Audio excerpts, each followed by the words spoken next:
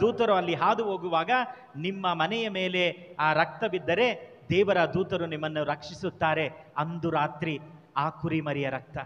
ಆದರೆ ಈಗೋ ಲೋಕದ ಪಾಪಗಳನ್ನು ಪರಿಹರಿಸುವ ದೇವರ ಕುರಿಮರಿ, ಇವರ ರಕ್ತ ನಮಗೆ ಒಂದು ರಾತ್ರಿಯ ವಿಮೋಚನೆಯಲ್ಲ, ಒಂದು ರಾತ್ರಿಯ ವಿಮೋಚನೆಯಲ್ಲ, ಯುಗ ಯುಗಾಂತರಕ್ಕೂ ವಿಮೋಚನೆ, ಸದಾ ಕಾಲಕ್ಕೂ ವಿಮೋಚನೆ.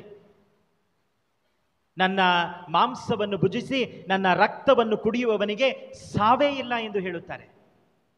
ಒಂದು ದಿನದ ವಿಮೋಚನೆ ಅಲ್ಲ ಇದು. It is a salvation for eternity. ಯುಗ ಯುಗಾಂತರಕ್ಕೂ.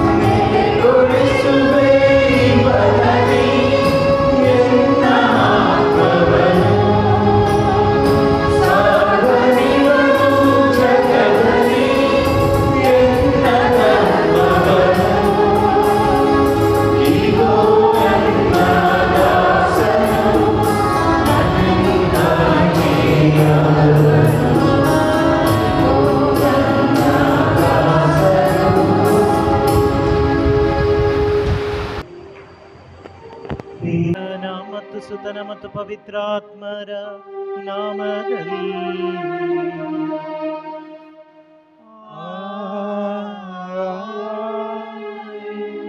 ನಮ್ಮ ಪ್ರಭು ಯೇಸು ಕ್ರಿಸ್ತರ ಕೃಪಾವರವು, ದೇವರ ಪ್ರೀತಿ,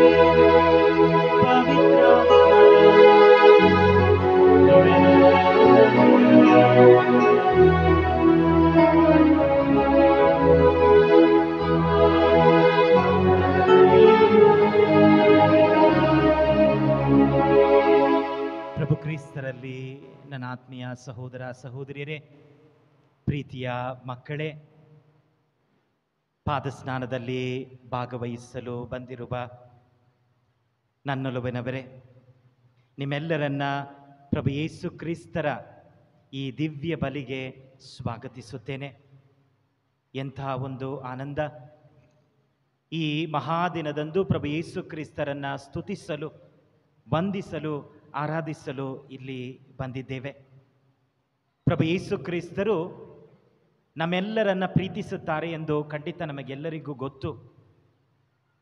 ಆ ಪ್ರೀತಿಯ ಸಂಕೇತವಾಗಿ ಇಂದು ಅವರು ತಮ್ಮನ್ನೇ ಸಂಪೂರ್ಣವಾಗಿ ಪರಮಪ್ರಸಾದದಲ್ಲಿ ನಮಗೆ ಬಿಟ್ಟು ಕೊಟ್ಟಂತಹ ದಿನ. ಇದು ನಿಮಗಾಗಿ ಮುರಿಯಲ್ಪಡುವ ನನ್ನ ಶರೀರ, ಇದು ನಿಮಗಾಗಿ ಸುರಿಸಲ್ಪಡುವ ನನ್ನ ರಕ್ತ ಎಂದು ಹೇಳಿ ಅವರ ಪ್ರಸನ್ನತೆಯನ್ನು ಸದಾ ನಮ್ಮೊಂದಿಗೆ ಪರಮಪ್ರಸಾದದಲ್ಲಿ ಬಿಟ್ಟು ಹೋಗಿದ್ದಾರೆ. ಅವರ ಕಾರ್ಯವನ್ನು ಮುನ್ನಡೆಸುವಂತೆ ಯಾಜಕರನ್ನ ಸ್ಥಾಪಿಸಿ ಅವರ ಕಾರ್ಯವನ್ನು ಇಂದಿನ ತನಕ ಮುನ್ನಡೆಸುತ್ತಿದ್ದಾರೆ. ಇಂದು ಪ್ರಭು ಯೇಸು ಕ್ರಿಸ್ತರನ್ನ ನಾವು ವಂದಿಸುವ ದಿನವಾಗಿದೆ. ಈ ಮಹಾ ಸಂಸ್ಕಾರಗಳಿಗಾಗಿ, ಸಂಸ್ಕಾರಗಳೆಲ್ಲ ಅತ್ಯುನ್ನತವಾದ ಸಂಸ್ಕಾರ ಪರಮಪ್ರಸಾದ, ಸ್ಯಾಕ್ರಮೆಂಟ್ ಆಫ್ ದ ಸ್ಯಾಕ್ರಮೆಂಟ್ಸ್, ಸಂಸ್ಕಾರಗಳಿಗೆ ಸಂಸ್ಕಾರ. ಏಕೆಂದರೆ ಇತರ ಸಂಸ್ಕಾರಗಳು ದೇವರ ಕೃಪೆಯನ್ನ, ದಯೆಯನ್ನ, ಪ್ರೀತಿಯನ್ನ ನಮಗೆ ನೀಡಿದರೆ, ಪರಮಪ್ರಸಾದವು ನಮಗೆ ದೇವರನ್ನೇ ನೀಡುತ್ತದೆ, ಪ್ರಭು ಯೇಸು ಕ್ರಿಸ್ತರ ಶರೀರ ರಕ್ತವನ್ನೇ ನೀಡುತ್ತದೆ. ಆದ್ದರಿಂದಲೇ ಪರಮಪ್ರಸಾದವನ್ನು ಸಂಸ್ಕಾರಗಳ ಸಂಸ್ಕಾರ ಎಂದು ಕರೆಯುತ್ತೇವೆ. ಇಂದು ವಿಶೇಷವಾಗಿ ಗುರುಗಳಿಗಾಗಿ ಪ್ರಾರ್ಥಿಸೋಣ. ಎಲ್ಲ ಯಾಜಕರಿಗಾಗಿ, ನಿಮಗೆ ದೀಕ್ಷಾ ಸ್ನಾನ ಕೊಟ್ಟವರು, ವಿವಾಹ ಸಂಸ್ಕಾರದಲ್ಲಿ ನಿಮಗೆ ಸಾಕ್ಷಿಗಳಾಗಿ ನಿಂತವರು, ನಿಮ್ಮ ಜೀವನದಲ್ಲಿ ಅನೇಕ ಯಾಜಕರಿರಬಹುದು, ನಿಮ್ಮನ್ನು ಪ್ರೋತ್ಸಾಹಿಸಿದವರು, ಉತ್ಸಾಹ ನೀಡಿದವರು, ನಿಮ್ಮ ಕುಟುಂಬಗಳಲ್ಲಿ ಯಾಜಕರು ಇದ್ದಾರೆ, ಅವರಿಗಾಗಿ ಪ್ರಾರ್ಥಿಸಿ. ವಿಶೇಷವಾಗಿ ವಯಸ್ಸಾದ ಯಾಜಕರು, ಕಾಯಿಲೆಯಿಂದ ನರಳುತ್ತಿರುವವರಿಗಾಗಿ ಪ್ರಾರ್ಥಿಸಿ. ನನಗಾಗಿಯೂ ಪ್ರಾರ್ಥಿಸಿ ಎಂದು ನಿಮ್ಮನ್ನು ಕೇಳಿಕೊಳ್ಳುತ್ತೇನೆ. ಇಂದಿನ ಆರಾಧನಾ ವಿಧಿಯಲ್ಲಿ 4 ಭಾಗಗಳಿವೆ. ಮೊದಲನೆಯ ಭಾಗ ಬಲಿಪೂಜೆಯ ಪ್ರಾರಂಭ ಮತ್ತು ದೈವ ವಾಕ್ಯದ ವಿಧಿ. ಎರಡನೆಯದು ಪಾದಸ್ನಾನ. ಮೂರನೆಯದು ಪರಮಪ್ರಸಾದದ ವಿಧಿ. ನಾಲ್ಕನೆಯದು ಪರಮಪ್ರಸಾದದ ಪ್ರತಿಷ್ಠಾಪನೆ ಮತ್ತು ಆರಾಧನೆ. ಈ ಎಲ್ಲ ವಿಧಿಗಳಲ್ಲಿಯೂ ಭಕ್ತಿ ಭಾವದಿಂದ ಭಾಗವಹಿಸುವಂತೆ ನಿಮ್ಮನ್ನು ಆಹ್ವಾನಿಸುತ್ತೇನೆ.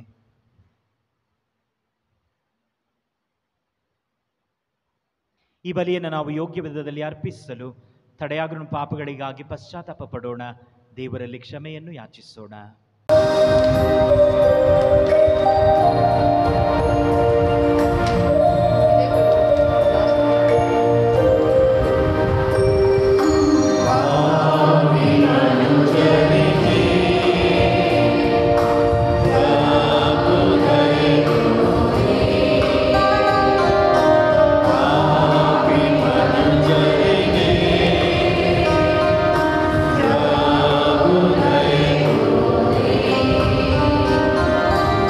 Amen.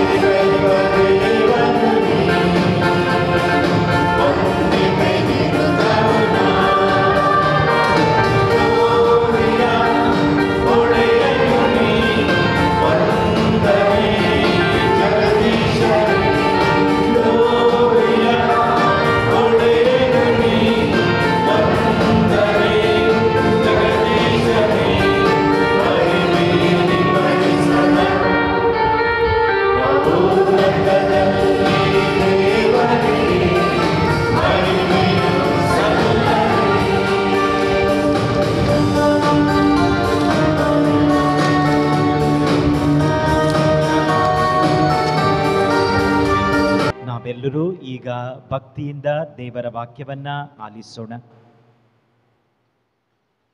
ವಿಮೋಚನಾ ಕಾಂಡದಿಂದ ವಾಚನ.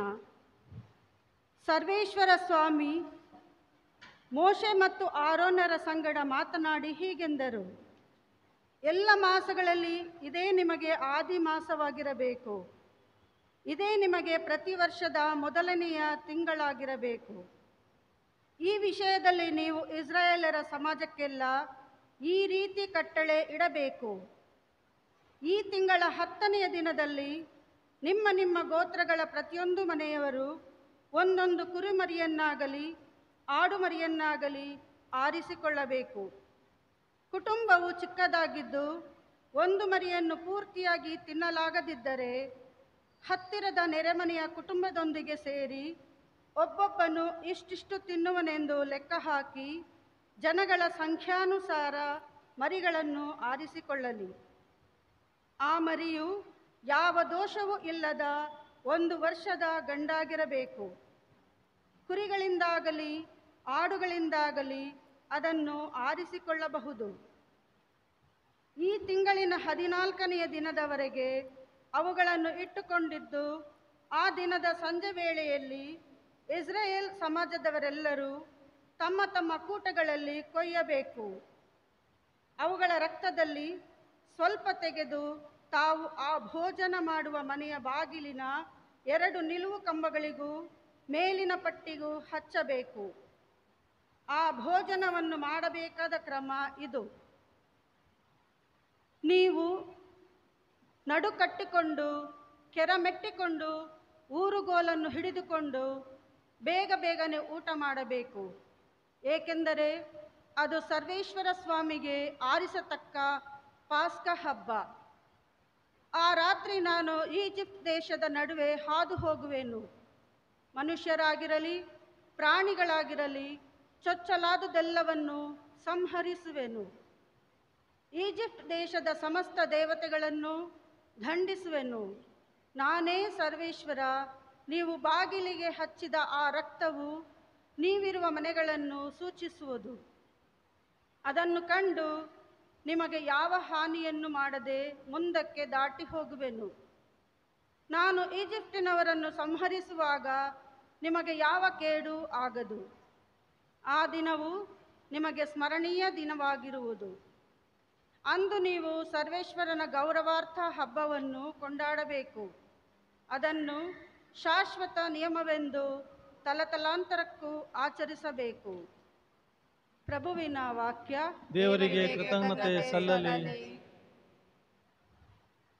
ನಾವು ದೇವರಿಗೆ ಕೃತಜ್ಞತಾ ಸ್ತೋತ್ರವನ್ನು ಸಲ್ಲಿಸಿ ಪಾನ ಪಾತ್ರೆಯಿಂದ ಕುಡಿಯುವಾಗ ಕ್ರಿಸ್ತ ಯೇಸುವಿನ ರಕ್ತದಲ್ಲಿ ಪಾಲುಗೊಳ್ಳುತ್ತೇವೆ. ನಾವು ದೇವರಿಗೆ ಕೃತಜ್ಞತಾ ಸ್ತೋತ್ರವನ್ನು ಸಲ್ಲಿಸಿ ಪಾನ ಪಾತ್ರೆಯಿಂದ ಕುಡಿಯುವಾಗ ಕ್ರಿಸ್ತ ಯೇಸುವಿನ ರಕ್ತದಲ್ಲಿ ಪಾಲ್ಗೊಳ್ಳುತ್ತೇವೆ. ಪ್ರಭು ನನಗೆ ಮಾಡಿದ ಮಹಾ ಉಪಕಾರಗಳಿಗಾಗಿ ನನ್ನಿಂದೇನು ಮಾಡಲು ಸಾಧ್ಯ? ಪ್ರತಿಯಾಗಿ ಎತ್ತಿ ಹಿಡಿಯುವೆನು ರಕ್ಷಣೆಯ ಪಾನ ಪಾತ್ರೆಯನ್ನು, ಪ್ರಖ್ಯಾತಪಡಿಸುವೆನು ಪ್ರಭುವಿನ ನಾಮವನ್ನು. ನಾವು ದೇವರಿಗೆ ಕೃತಜ್ಞತಾ ಸ್ತೋತ್ರವನ್ನು ಸಲ್ಲಿಸಿ ಪಾನ ಪಾತ್ರೆಯಿಂದ ಕುಡಿಯುವಾಗ ಕ್ರಿಸ್ತ ಯೇಸುವಿನ ರಕ್ತದಲ್ಲಿ ಪಾಲ್ಗೊಳ್ಳುತ್ತೇವೆ. ಪ್ರಭು ಅಲ್ಪವೆಂದೆನಿಸನು ತನ್ನ ಭಕ್ತರ ಮರಣವನ್ನು. ಏ ಪ್ರಭು ಕರುಣಿಸು, ನಾ ನಿನ್ನ ಕಿಂಕರನು. ಬಿಡಿಸಿರುವೆ ನೀನು ನನ್ನ ಬಂಧನಗಳನ್ನು. ನಾವು ದೇವರಿಗೆ ಕೃತಜ್ಞತಾ ಸ್ತೋತ್ರವನ್ನು ಸಲ್ಲಿಸಿ ಪಾನ ಪಾತ್ರೆಯಿಂದ ಕುಡಿಯುವಾಗ ಕ್ರಿಸ್ತ ಯೇಸುವಿನ ರಕ್ತದಲ್ಲಿ ಪಾಲ್ಗೊಳ್ಳುತ್ತೇವೆ. ಅರ್ಪಿಸುವೆ ನಾ ನಿನಗೆ ಕೃತಜ್ಞತಾ ಬಲಿಗಳನ್ನು, ಪ್ರಖ್ಯಾತಪಡಿಸುವೆನು ಪ್ರಭುವಿನ ನಾಮವನ್ನು. ತೀರಿಸುವೆನು ಆತನ ಸಭೆಯ ಸಮ್ಮುಖದೊಳು, ಅರ್ಪಿಸುವೆನು ನಾ ಹೊತ್ತ ಆ ಹರಕೆಗಳನ್ನು. ನಾವು ದೇವರಿಗೆ ಕೃತಜ್ಞತಾ ಸ್ತೋತ್ರವನ್ನು ಸಲ್ಲಿಸಿ ಪಾನ ಪಾತ್ರೆಯಿಂದ ಕುಡಿಯುವಾಗ ಕ್ರಿಸ್ತ ಯೇಸುವಿನ ರಕ್ತದಲ್ಲಿ ಪಾಲ್ಗೊಳ್ಳುತ್ತೇವೆ. ಪೌಲನು ಕೊರಿಂಥರಿಗೆ ಬರೆದ ಮೊದಲನೆಯ ಪತ್ರದಿಂದ ವಾಚನ. ಸಹೋದರರೇ, ನಿಮಗೆ ಮಾಡಿದ ಉಪದೇಶವನ್ನು ನಾನು ಪ್ರಭುವಿನಿಂದಲೇ ಪಡೆದೆನು. ಅದೇನೆಂದರೆ, ಪ್ರಭು ಯೇಸು ತಮ್ಮನ್ನು ಹಿಡಿದುಕೊಳ್ಳಲಾದ ಆ ರಾತ್ರಿ ರೊಟ್ಟಿಯನ್ನು ತೆಗೆದುಕೊಂಡು ದೇವರಿಗೆ ಕೃತಜ್ಞತಾ ಸ್ತೋತ್ರವನ್ನು ಸಲ್ಲಿಸಿ ಅದನ್ನು ಮುರಿದು, ಇದು ನಿಮಗಾಗಿ ಒಪ್ಪಿಸಲಾಗುವ ನನ್ನ ಶರೀರ, ಇದನ್ನು ನನ್ನ ಸ್ಮರಣೆಗಾಗಿ ಮಾಡಿ ಎಂದರು. ಅಂತೆಯೇ ಭೋಜನದ ಕೊನೆಯಲ್ಲಿ ಪಾನ ಪಾತ್ರೆಯನ್ನು ತೆಗೆದುಕೊಂಡು, ಆ ಪಾತ್ರೆ ನನ್ನ ರಕ್ತದಿಂದ ಮುದ್ರಿತವಾದ ಹೊಸ ಒಡಂಬಡಿಕೆ, ಇದನ್ನು ನೀವು ಪಾನ ಮಾಡಲಾಗುವುದಲ್ಲ ನನ್ನ ಸ್ಮರಣೆಗಾಗಿ ಮಾಡಿರಿ ಎಂದರು. ಎಂದೇ ನೀವು ಈ ರೊಟ್ಟಿಯನ್ನು ಭುಜಿಸಿ ಈ ಪಾತ್ರೆಯಿಂದ ಪಾನ ಮಾಡುವಾಗೆಲ್ಲ ಪ್ರಭು ಬರುವ ತನಕ ಅವರ ಮರಣವನ್ನು ಸಾರುತ್ತೀರಿ. ಪ್ರಭುವಿನ ವಾಕ್ಯ. ದೇವರಿಗೆ ಕೃತಜ್ಞತೆ ಸಲ್ಲಲಿ.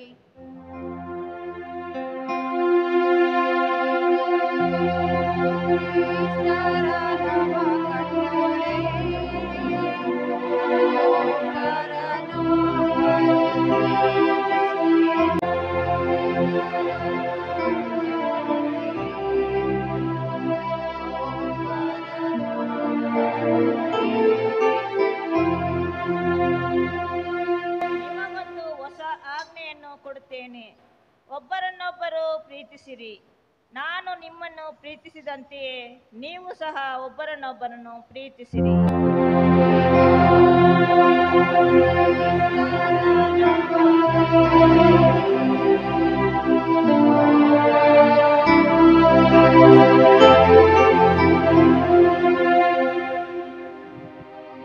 ಪ್ರಭು ನಿಮ್ಮೊಡನೆ ಇರಲಿ.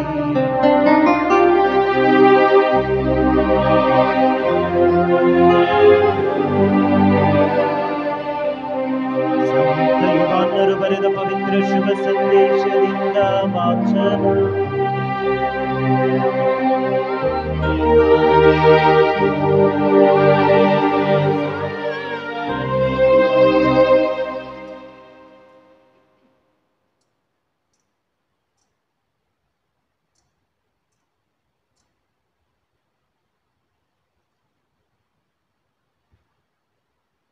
ಅಂದು ಪಾಸ್ಕ ಹಬ್ಬದ ಹಿಂದಿನ ದಿನ ತಾವು ಈ ಲೋಕವನ್ನು ಬಿಟ್ಟು ಪಿತನ ಬಳಿಗೆ ಹೋಗಬೇಕಾದ ಗಳಿಗೆ ಬಂದಿರುವುದೆಂದು ಯೇಸುವಿಗೆ ತಿಳಿದಿತ್ತು. ಈ ಲೋಕದಲ್ಲಿದ್ದ ತಮ್ಮವರನ್ನು ಯಾವಾಗಲೂ ಪ್ರೀತಿಸುತ್ತಿದ್ದ ಅವರು ಆ ಪ್ರೀತಿಯ ಪರಮಾವಧಿಯನ್ನು ಈಗ ತೋರಿಸಲಿದ್ದರು. ಯೇಸು ಸ್ವಾಮಿಯನ್ನು ಗುರುದ್ರೋಹದಿಂದ ಹಿಡಿದುಕೊಡಬೇಕೆಂಬ ಆಲೋಚನೆಯನ್ನು ಸೈತಾನನು ಸಿಮೋನನ ಮಗ ಇಸ್ಕಾರಿಯೋತನಿಗೆ ಈಗಾಗಲೇ ಹುಟ್ಟಿಸಿದನು. ಊಟಕ್ಕೆ ಎಲ್ಲರೂ ಕುಳಿತಿದ್ದರು. ಪಿತನು ಎಲ್ಲವನ್ನೂ ತಮ್ಮ ಕೈಗೆ ಒಪ್ಪಿಸಿರುವರೆಂದು, ತಾವು ದೇವರ ಬಳಿಯಿಂದ ಬಂದಿದ್ದು ಈಗ ದೇವರ ಬಳಿಗೆ ಮರಳಿ ಹೋಗುತ್ತಿದ್ದೇನೆಂದು ಯೇಸು ಸ್ವಾಮಿಗೆ ತಿಳಿದಿತ್ತು. ಅವರು ಊಟದಿಂದ ಎದ್ದು ತಮ್ಮ ಮೇಲು ಹೊದಿಕೆಯನ್ನು ತೆಗೆದಿಟ್ಟರು, ಅಂಗವಸ್ತ್ರವನ್ನು ಸೊಂಟಕ್ಕೆ ಕಟ್ಟಿಕೊಂಡರು. ಅನಂತರ ಒಂದು ಬೋಗುಣಿಯಲ್ಲಿ ನೀರು ಸುರಿದುಕೊಂಡು ತಮ್ಮ ಶಿಷ್ಯರ ಕಾಲುಗಳನ್ನು ತೊಳೆಯುತ್ತಾ ತಾವು ಕಟ್ಟಿದ್ದ ಅಂಗವಸ್ತ್ರದಿಂದ ಹೊರಸತೊಡಗಿದರು. ಹೀಗೆ ಅವರು ಸಿಮೋನ ಪೇತ್ರನ ಹತ್ತಿರಕ್ಕೆ ಬಂದಾಗ ಆತ, ಪ್ರಭು, ನೀವು ನನ್ನ ಕಾಲುಗಳನ್ನು ತೊಳೆಯುವುದೇ ಎಂದನು. ಯೇಸು ಸ್ವಾಮಿ, ನಾನು ಮಾಡುತ್ತಿರುವುದು ಈಗ ನಿನಗೆ ಅರ್ಥವಾಗದು, ಮುಂದೆ ಅರ್ಥವಾಗುತ್ತದೆ ಎಂದು ಉತ್ತರಿಸಿದರು. ನೀವು ನನ್ನ ಕಾಲುಗಳನ್ನು ತೊಳೆಯುವುದು ಎಂದಿಗೂ ಕೂಡದು ಎಂದು ಪೇತ್ರನು ಪ್ರತಿಭಟಿಸಿದನು. ಅದಕ್ಕೆ ಯೇಸು ಸ್ವಾಮಿ, ನಾನು ತೊಳೆಯದಿದ್ದರೆ ನಿನಗೆ ನನ್ನಲ್ಲಿ ಪಾಲು ಇಲ್ಲ ಎಂದು ನುಡಿದರು. ಆಗ ಪೇತ್ರನು, ಹಾಗಾದರೆ ಪ್ರಭು, ನನ್ನ ಕಾಲುಗಳನ್ನು ಮಾತ್ರವಲ್ಲ, ನನ್ನ ಕೈಗಳನ್ನು ತಲೆಯನ್ನು ತೊಳೆಯಿರಿ ಎಂದನು. ಯೇಸು ಸ್ವಾಮಿ, ಸ್ನಾನ ಮಾಡಿಕೊಂಡವನು ಕಾಲುಗಳನ್ನು ತೊಳೆದುಕೊಂಡರೆ ಸಾಕು, ಅವನ ಮೈಯೆಲ್ಲ ಶುದ್ಧವಾಗಿರುತ್ತದೆ. ನೀವು ಕೂಡ ಶುದ್ಧರಾಗಿದ್ದೀರಿ, ಆದರೆ ನಿಮ್ಮಲ್ಲಿ ಎಲ್ಲರೂ ಶುದ್ಧರಲ್ಲ ಎಂದು ಹೇಳಿದರು. ತಮ್ಮನ್ನು ಗುರುದ್ರೋಹದಿಂದ ಹಿಡಿದುಕೊಡುವವನು ಯಾರು ಎಂಬುದು ಅವರಿಗೆ ಗೊತ್ತಿತ್ತು. ಅದಕ್ಕಾಗಿಯೇ ಅವರು, ನಿಮ್ಮಲ್ಲಿ ಎಲ್ಲರೂ ಶುದ್ಧರಿಲ್ಲ ಎಂದು ನುಡಿದರು. ಶಿಷ್ಯರ ಪಾದಗಳನ್ನು ತೊಳೆದ ಮೇಲೆ ಯೇಸು ಸ್ವಾಮಿ ತಮ್ಮ ಮೇಲು ಹೊದಿಕೆಯನ್ನು ಹಾಕಿಕೊಂಡು ಕುಳಿತುಕೊಂಡರು. ತಮ್ಮ ಶಿಷ್ಯರಿಗೆ, ನಿಮಗೆ ನಾನು ಮಾಡಿರುವುದೇನೆಂದು ಅರ್ಥವಾಯಿತೆ? ಬೋಧಕರೇ, ಪ್ರಭು ಎಂದು ನೀವು ನನ್ನನ್ನು ಕರೆಯುತ್ತೀರಿ. ನೀವು ಹಾಗೆ ಹೇಳುವುದು ಸರಿಯೇ. ನಾನು ಬೋಧಕನು ಹೌದು, ಪ್ರಭುವು ಹೌದು. ನಿಮಗೆ ಪ್ರಭುವು ಬೋಧಕನು ಆಗಿರುವ ನಾನೇ ನಿಮ್ಮ ಕಾಲುಗಳನ್ನು ತೊಳೆದಿರುವಾಗ ನೀವು ಸಹ ಒಬ್ಬರ ಕಾಲುಗಳನ್ನು ಇನ್ನೊಬ್ಬರು ತೊಳೆಯುವ ಹಂಗಿನಲ್ಲಿದ್ದೀರಿ. ನಾನು ನಿಮಗೆ ಒಂದು ಆದರ್ಶವನ್ನು ಕೊಟ್ಟಿದ್ದೇನೆ. ನಾನು ನಿಮಗೆ ಮಾಡಿದಂತೆಯೇ ನೀವು ಇತರರಿಗೆ ಮಾಡಿರಿ. ಪ್ರಭು ಕ್ರಿಸ್ತರ ಶುಭ ಸಂದೇಶ. ಕ್ರಿಸ್ತರೇ ನಿಮಗೆ ಸ್ತುತಿ ಸಲ್ಲಲಿ. ನನ್ನ ಆತ್ಮೀಯ ಸಹೋದರ ಸಹೋದರಿಯರೇ, ಪ್ರೀತಿಯ ಮಕ್ಕಳೇ, ಪಾದಸ್ನಾನದಲ್ಲಿ ಭಾಗಿಯಾಗಲು ಬಂದಿರುವವರೇ, ಎಂತಹ ಮಹತ್ತಾದ ದಿನ! ಪ್ರಭು ಯೇಸು ಕ್ರಿಸ್ತರು ತಮ್ಮ ಪೂಜ್ಯ ಶರೀರ ಮತ್ತು ರಕ್ತವನ್ನು ನಮಗೆ ಸಂಸ್ಕಾರವಾಗಿ ಧಾರೆ ಎರೆದ ದಿನ. ಪ್ರಭು ಯೇಸು ಕ್ರಿಸ್ತರು ಪ್ರೀತಿ ಎಂಬ ಕಟ್ಟಳೆಯನ್ನ ನಮಗೆ ಹೇಳಿದ್ದು ಮಾತ್ರವಲ್ಲದೆ ಅವರ ಕಾರ್ಯದಲ್ಲಿ ಜೀವಿಸಿ ತೋರಿಸಿದ ದಿನ.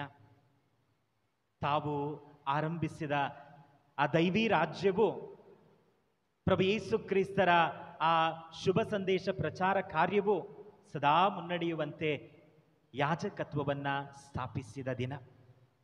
ಇನ್ನು ವಿಶೇಷವಾಗಿ ನಿಮ್ಮ ಧ್ಯಾನವನ್ನ ಪ್ರಭು ಯೇಸು ಕ್ರಿಸ್ತರ ಪಾಸ್ಕ ಭೋಜನದೆಡೆಗೆ ತಿರುಗಿಸಲು ಬಯಸುತ್ತೇನೆ. ಮೊದಲನೆಯ ವಾಚನದಲ್ಲಿ ವಿಮೋಚನ ಕಾಂಡದಿಂದ ನಾವು ಓದಿದೆವು, ಹೇಗೆ ಇಸ್ರೇಲ್ ಜನರು ಆ ಪಾಸ್ಕವನ್ನು ಆಚರಿಸಿದರು. ಪಾಸ್ಕ ಆಚರಣೆಯ ಗುರಿ ಏನಾಗಿತ್ತು? ಹೇಗೆ ಸರ್ವೇಶ್ವರ ಸ್ವಾಮಿ ಆ ಜನಾಂಗವನ್ನು ಈಜಿಪ್ಟ್ ದಾಸತ್ವದಿಂದ ಬಿಡುಗಡೆ ಮಾಡಿದರು ಎಂಬುದನ್ನು ಅವರು ಸ್ಮರಿಸುತ್ತಿದ್ದರು. ಆ ಸ್ಮರಣೆಯೇ ಪಾಸ್ಕ ಆಚರಣೆ. ಎಷ್ಟು ಬಾರಿ ಯಹೂದ್ಯರು ಈ ಪಾಸ್ಕ ರಹಸ್ಯವನ್ನು ಆಚರಿಸುತ್ತಿದ್ದರು? ಒಂದು ವರ್ಷಕ್ಕೆ ಒಮ್ಮೆ. ಆ ಪಾಸ್ಕ ಹಬ್ಬ ಬರುವಾಗ ಮಾತ್ರ ವರ್ಷಕ್ಕೆ ಒಮ್ಮೆ ಹೇಗೆ ಆ ಸರ್ವೇಶ್ವರ ತಮ್ಮನ್ನ ಬಿಡುಗಡೆ ಮಾಡಿದರು ಎಂದು ಆ ಬಿಡುಗಡೆಯ ರಹಸ್ಯವನ್ನ, ದೇವರ ಬಿಡುಗಡೆಯನ್ನ ವರ್ಷಕ್ಕೆ ಒಮ್ಮೆ ಸ್ಮರಿಸಿದರು.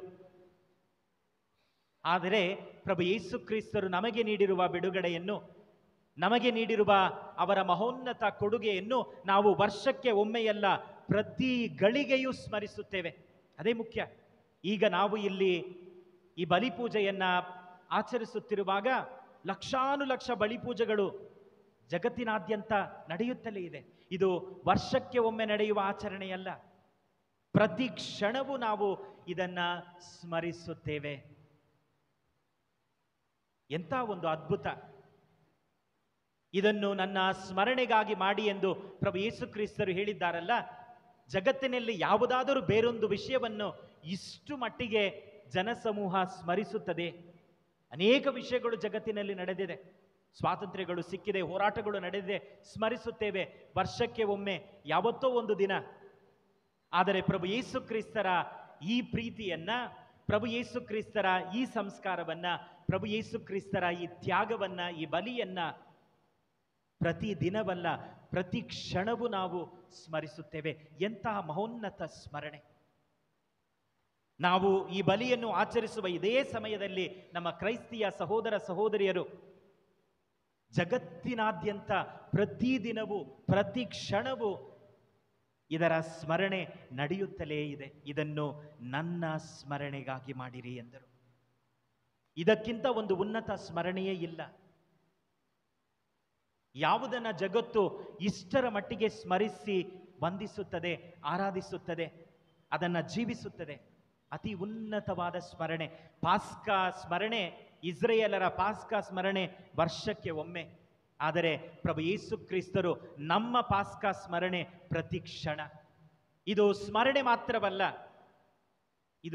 ಮಾತ್ರವಲ್ಲ, ಇದು ನಾವು ಪ್ರಭು ಯೇಸು ಕ್ರಿಸ್ತರನ್ನ ಸಂಧಿಸುವ ಒಂದು ಗಳಿಗೆಯಾಗಿದೆ. There is a difference between encounter and to remember. ಇದು ಕೇವಲ ನಾವು ಸ್ಮರಿಸುವುದು ಅಲ್ಲ, ಇಲ್ಲಿ ಅವರು ಜೀವಿಸುತ್ತಿದ್ದಾರೆ. ಆ ಜೀವಂತ ಪ್ರಭು ಯೇಸು ಕ್ರಿಸ್ತರನ್ನ ಭೇಟಿ ಮಾಡುತ್ತೇವೆ. ಅದೇ ಆ ಯಹೂದ್ಯರ ಪಾಸ್ಕಾವಿಗೂ ನಮ್ಮ ಪಾಸ್ಕಾವಿಗೂ ಇರುವ ಆ ವ್ಯತ್ಯಾಸ, ಮಹೋನ್ನತ ಪಾಸ್ಕ.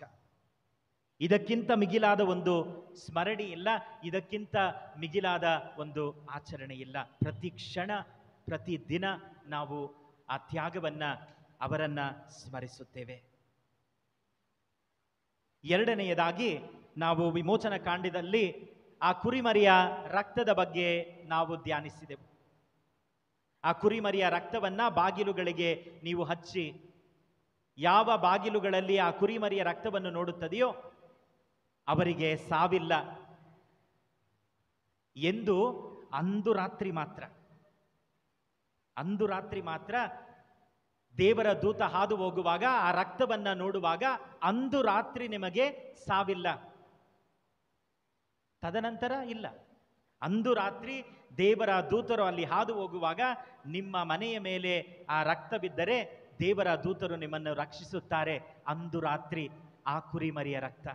ಆದರೆ ಈಗೋ ಲೋಕದ ಪಾಪಗಳನ್ನು ಪರಿಹರಿಸುವ ದೇವರ ಕುರಿಮರಿ, ಇವರ ರಕ್ತ ನಮಗೆ ಒಂದು ರಾತ್ರಿಯ ವಿಮೋಚನೆಯಲ್ಲ, ಒಂದು ರಾತ್ರಿಯ ವಿಮೋಚನೆಯಲ್ಲ, ಯುಗ ಯುಗಾಂತರಕ್ಕೂ ವಿಮೋಚನೆ, ಸದಾ ಕಾಲಕ್ಕೂ ವಿಮೋಚನೆ.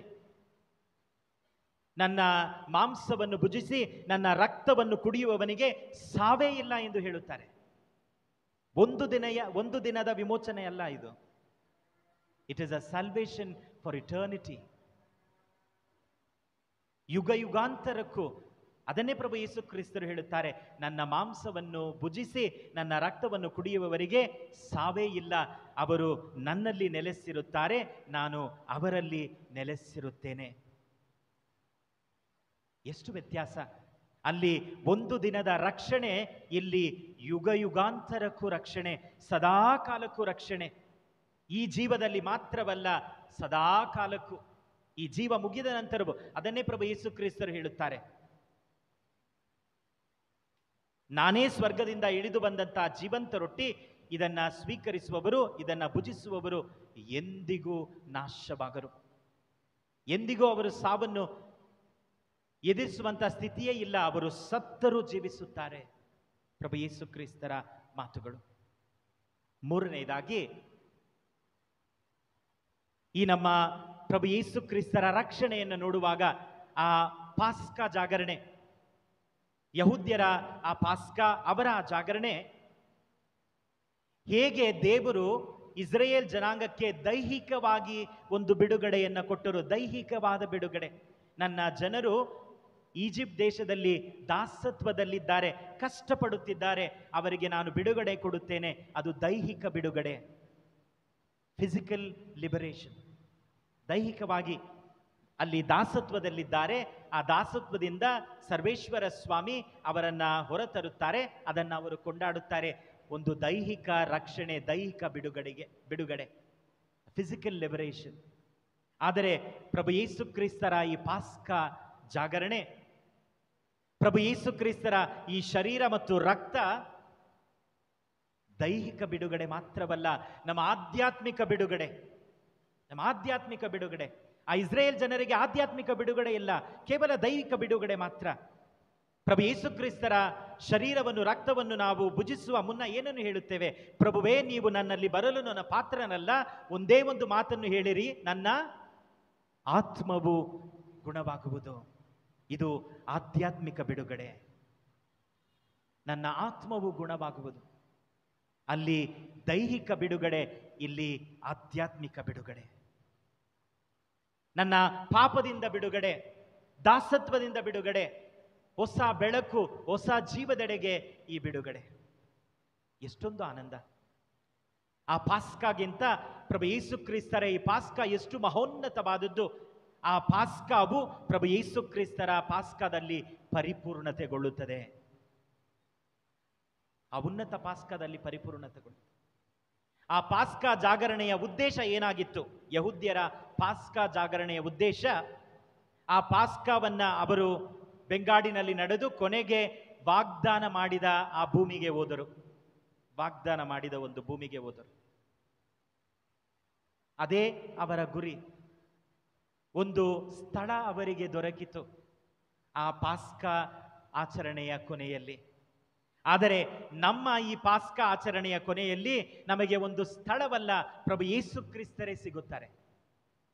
ವಾಗ್ದಾನ ಮಾಡಿದ ಭೂಮಿಯಲ್ಲ, ವಾಗ್ದಾನ ಮಾಡಿದವರೇ ನಮಗೆ ಸಿಗುತ್ತಾರೆ. Not a promise land but the one who promised. ಅವರು ವಾಗ್ದಾನ ಭೂಮಿಯನ್ನ ಕಂಡುಕೊಳ್ಳುತ್ತಾರೆ. ನಾವು ವಾಗ್ದಾನ ಮಾಡಿದವರನ್ನೇ ಸ್ವೀಕರಿಸಿ ಬಿಡುತ್ತೇವೆ. ಎಂತಹ ಆಶೀರ್ವಾದ ಈ ಪಾಸ್ಕಾದಲ್ಲಿ! ಎಂತಹ ಮಹೋನ್ನತ ಒಂದು ಕಾರ್ಯ ಪ್ರಭು ಯೇಸು ಕ್ರಿಸ್ತರು ಇಂದು ಮಾಡಿದ್ದು ಜಗತ್ತಿಗೆ. ಅದಕ್ಕಾಗಿಯೇ ಪ್ರತಿ ಕ್ಷಣವೂ ಈ ಪಾಸ್ಕವನ್ನು ಸ್ಮರಿಸುವುದು ಸರಿಯೇ. ಪ್ರತಿ ಕ್ಷಣವೂ ಯಾವುದನ್ನ ಇಷ್ಟರ ಮಟ್ಟಿಗೆ ನಾವು ಸ್ಮರಿಸುತ್ತೇವೆ? ನಮ್ಮ ಕುಟುಂಬದಲ್ಲಿ ಎಷ್ಟೋ ಘಟನೆಗಳು ನಡೆದಿದೆ. ವರ್ಷಕ್ಕೆ ಒಮ್ಮೆ, ನಾವು ಹುಟ್ಟಿದ ದಿನವನ್ನೇ ವರ್ಷಕ್ಕೆ ಒಮ್ಮೆ ನಾವು ಕೊಂಡಾಡುತ್ತೇವೆ. ಆದರೆ ಪ್ರತಿ ದಿನವೂ ಪ್ರತಿ ಕ್ಷಣವೂ ನಾವು ಸ್ಮರಿಸುವುದು ಪ್ರಭು ಯೇಸು ಕ್ರಿಸ್ತರ ಈ ಪೂಜ್ಯ ಶರೀರ ರಕ್ತವನ್ನ. ಪ್ರತಿದಿನವೂ ಪ್ರತಿ ಕ್ಷಣವೂ ಇಂತಹ ಸ್ಮರಣೆಯನ್ನ ಜಗತ್ತಿನಲ್ಲಿ ನಾವು ಬೇರೆಂದು ಎಲ್ಲೂ ನೋಡಲು ಸಾಧ್ಯವಿಲ್ಲ. ಯಾವ ಇತಿಹಾಸದಲ್ಲೂ ನೋಡಲು ಸಾಧ್ಯವಿಲ್ಲ. ಅಂತಹ ಸ್ಮರಣೆ, ಆ ಸ್ಮರಣೆಯಲ್ಲಿ ಇಂದು ನಾವು ಭಾಗಿಯಾಗಲಿದ್ದೇವೆ. ಕೇವಲ ಸ್ಮರಿಸಲು ಮಾತ್ರವಲ್ಲ, ಅವರೊಂದಿಗೆ ಜೀವಿಸಲು ಅವರು ನಮ್ಮಲ್ಲಿ ಬರಲಿದ್ದಾರೆ, ನಮ್ಮಲ್ಲಿ ಜೀವಿಸಲಿದ್ದಾರೆ. ಇಂತಹ ಪ್ರಭು ಯೇಸು ಕ್ರಿಸ್ತರನ್ನ ವಂದಿಸೋಣ. ಈ ಆಚರಣೆಯ ಕೊನೆಯಲ್ಲಿ ನಮಗೆ ವಾಗ್ದಾನ ಭೂಮಿಯಲ್ಲ, ವಾಗ್ದಾನ ಮಾಡಿದವರೇ ಸಿಗುತ್ತಾರೆ. ಈ ಆಚರಣೆಯ ಕೊನೆಯಲ್ಲಿ ನಮಗೆ ದೈಹಿಕ ಬಿಡುಗಡೆ ಮಾತ್ರವಲ್ಲ, ನಮ್ಮ ಆಧ್ಯಾತ್ಮಿಕ ಬಿಡುಗಡೆ ಇದೆ.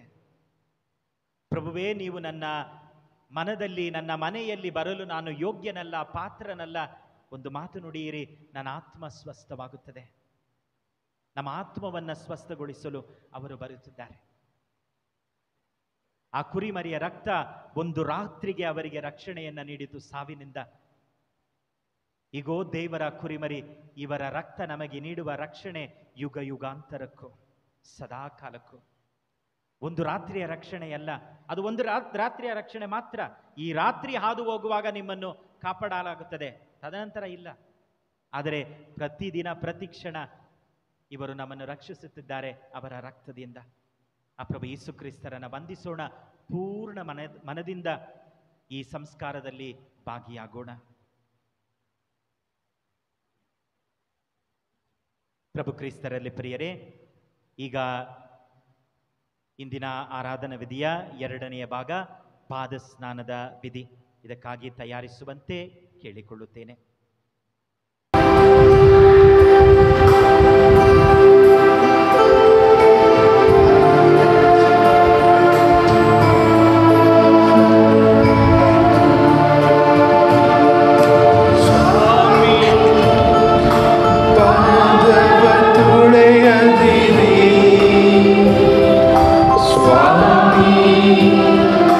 ಪಾದವ ತುಳೆಯದಿರಿ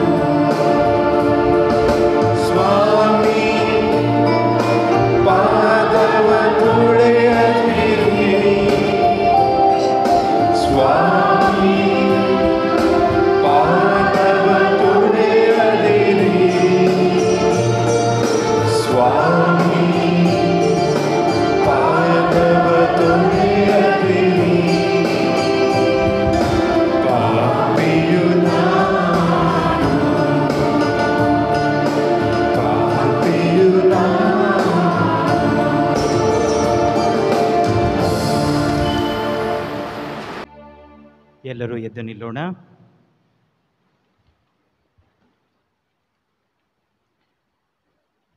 ಪ್ರಭು ಕ್ರೈಸ್ತರಲ್ಲಿ ನನ್ನ ಆತ್ಮೀಯರೇ, ತನ್ನನ್ನೇ ನಮಗಾಗಿ ಸಂಪೂರ್ಣವಾಗಿ ದಾರಿ ಎರೆದ ಪ್ರಭು ಯೇಸು ಕ್ರಿಸ್ತರು ಇಲ್ಲಿ ಪ್ರಸನ್ನರಾಗಿದ್ದಾರೆ. ಅವರ ಮುಖಾಂತರ ನಮ್ಮ ಪ್ರಾರ್ಥನೆಗಳನ್ನು, ಕೋರಿಕೆಗಳನ್ನು ತಂದೆ ದೇವರಿಗೆ ಅರ್ಪಿಸೋಣ.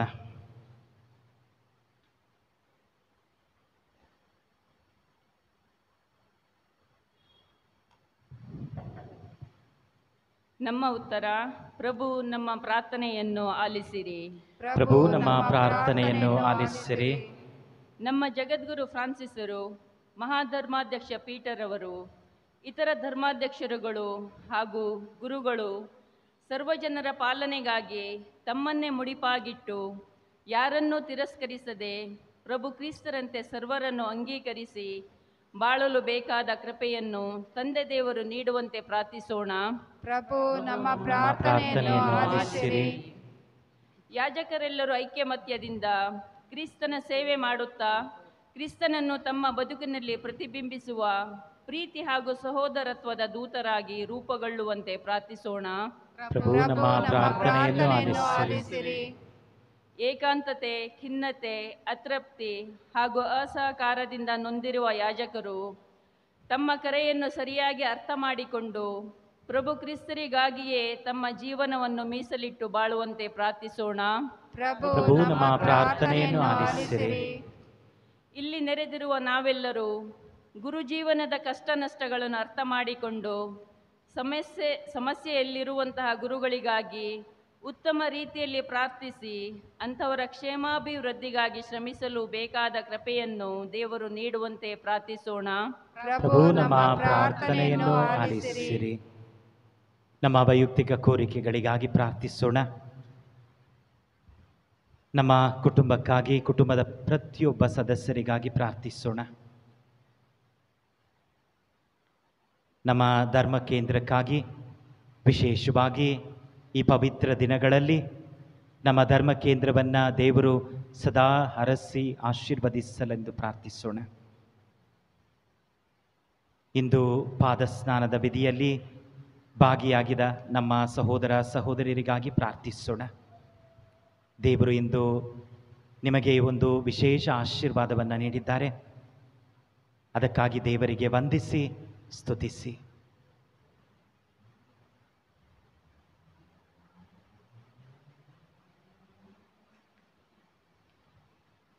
ಸರ್ವಶಕ್ತ ಸದಾ ಜೀವಿಸುವ ದೇವರೇ, ನಾವು ಭಕ್ತಿ ವಿಶ್ವಾಸದಿಂದ ನಿಮ್ಮ ಪ್ರೀತಿಯಲ್ಲಿ ಅಚಲವಾದ ನಂಬಿಕೆಯನ್ನಿಟ್ಟು ನಮ್ಮ ಕೋರಿಕೆಗಳನ್ನು ನಿಮ್ಮ ಪೀಠದ ಬಳಿ ಸಮರ್ಪಿಸಿದ್ದೇವೆ. ನಿಮಗೆ ಚಿತ್ತವಾದರೆ ಇವುಗಳನ್ನು ನಮಗೆ ಅನುಗ್ರಹಿಸಿ ಆಶೀರ್ವದಿಸಿರಿ.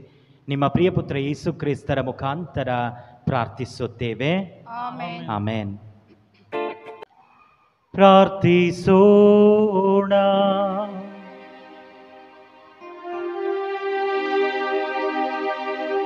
ಸರ್ವಶಕ್ತ ಸದಾ ಜೀವಿಸುವ ದೇವರೇ, ಪ್ರಸ್ತುತ ಕಾಲದಲ್ಲಿ ನಿಮ್ಮ ಪುತ್ರರ ಔತಣದಿಂದ ನಮ್ಮನ್ನು ಪುನಶ್ಚೇತನಗೊಳಿಸಿದ್ದೀರಿ.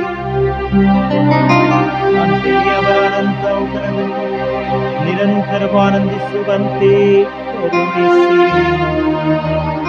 ನಮ್ಮ ಪ್ರಭು ಕ್ರಿಸ್ತರ ಮುಖಾಂತರ ನಿಮ್ಮನ್ನು ಪ್ರಾರ್ಥಿಸುತ್ತೇವೆ.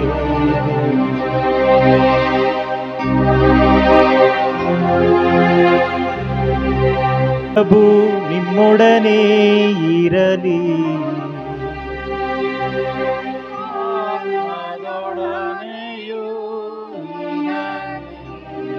ಸರ್ವಶಕ್ತ ದೇವರಾದ ಪಿತಾ ಮತ್ತು ಸುತ ಮತ್ತು ಪವಿತ್ರಾತ್ಮರು ನಿಮ್ಮೆಲ್ಲರನ್ನೂ ಆಶೀರ್ವದಿಸಲಿ.